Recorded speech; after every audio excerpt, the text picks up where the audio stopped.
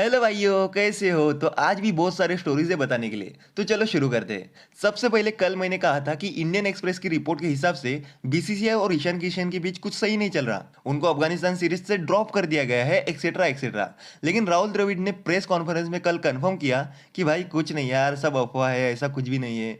Media कुछ भी बता रही है। ईशान अवेलेबल नहीं था सिलेक्शन के लिए, उसने ब्रेक मांगा था हमसे, इसलिए उसको ब्रेक दिया है। मीडिया वालों की बातें मत सुनो मेरी जान, एक दिन पागल कर देंगे साले। ऐसा नहीं कहा, बस एग्जेजरेट कर रहा हूं मैं। तो द्रविड़ सर ने एग्जैक्टली ये कहा, there is no disciplinary reason. Ishan wasn't available for selection, he asked for break in South Africa which we agreed to. He has not made himself available for selection as of 8। तो ऐसी बात है भैया। खैर, इसी के साथ द्रविड़ सर ने एक और अपडेट बताई कि कोहली फैंस, तुम्हारे लिए एक बुरी खबर है। बताओ क्या? बस गाली मत देना। तुमको एक और मैच इंतजार करना पड़ेगा चीकू भैया को देखने के लिए, क्योंकि पर्सनल रीजंस की वजह से विराट भाई पहला T20 नहीं खेलेंगे। तो चलो अब का ही कर सकते हैं, हम सह लेंगे थोड़ा। पर भाई यार, गिल के साथ तो खेला हो गया, क्योंकि T20 में अब से नए ओपनर्स होंगे रोहित और जायसवाल। मतलब गिल भाई का पत्ता कट। बस भगवान की दया से आज का एक चांस मिल गया है विराट भाई की जगह पर। तो गिल भाई, मैं तो कहता हूँ कि कॉल करो सारा भाभी को, बिठाओ स्टेडियम में, फिर देखना कैसे रन्स बनते हैं। इस मौके पे चौका मारने के लिए सारा भाभी स्टेडियम में जरूरी हुंदी सी। खैर, द्रविड़ सर ने एक और बात बताई कि श्रेयस अय्यर को इसलिए ड्रॉप किया है क्योंकि बहुत सारे बैट्समैन हो गए थे टीम में और नहीं चाहिए थे। तो ये तो टीम इंडिया के बारे में अपडेट थी, लेकिन एक और अपडेट है अफगानिस्तान की ओर से कि राशिद खान इस सीरीज से रूल्ड आउट हो गए हैं। वैसे मैंने पहले ही बता दिया था आपको कि राशिद भाई को सिलेक्ट किया है, लेकिन उनकी कोई गारंटी नहीं है कि वो एक भी मैच खेलेंगे। तो चलो अब बात करते हैं सुनील गावस्कर की, जिन्होंने कहा है कि यार ऋषभ पंत को एक पैर पर खिलाओ चलेगा, लेकिन उसको टीम में डालो भाई।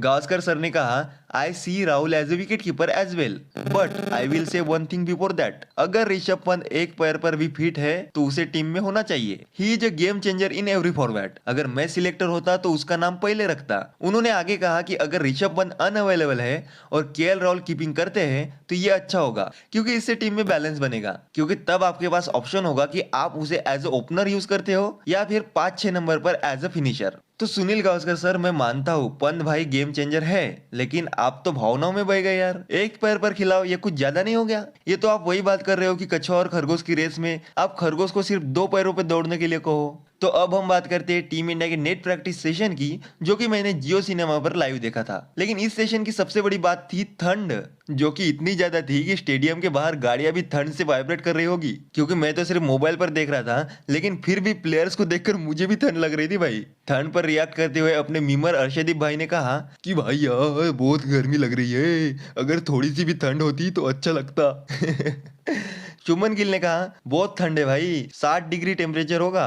पता नहीं यार आज कैसे मैच खेलेंगे बेचारे। गलती से अगर जोर से कहीं बॉल लग गई तो बॉडी से आत्मा बाहर निकलकर जूते मारेगी और कहेगी कि साले इतनी ठंडी में तुझे खेलने के लिए किसने कहा था। हैट्स ऑफ टू देम यार। तो चलो अब बात करते हैं अंबाती रायडू की। तो मैंने आपको एक वीडियो में बताया था कि अंबाती रायडू पॉलिटिक्स में घुस गए हैं और उन्होंने YSR कांग्रेस पार्टी ज्वाइन कर ली है। लेकिन सिर्फ 10 दिन बाद ही उनके सर से पॉलिटिक्स का भूत उतर गया और उन्होंने वो पार्टी छोड़ दी है। और क्यों छोड़ी, इसका रीजन भी उन्होंने इंस्टाग्राम पर पोस्ट करके बताया, जो कि अगर मैं बताऊंगा तो मुझे एक दिन लग जाएगा पढ़ने में, बहुत बड़ा है भाई। तो इसीलिए प्लीज आप पॉज करके पढ़ लेना। वैसे मैं मोटा माटी बता देता हूँ कि उन्होंने यही कहा कि मेरे और YSR कांग्रेस पार्टी के विचार बिल्कुल नहीं मिलते, इसीलिए मैंने पॉलिटिक्स से मूव ऑन करने का डिसीजन लिया है। तो ठीक है भाई, आज के लिए इतना ही। मिलते हैं नेक्स्ट वीडियो में।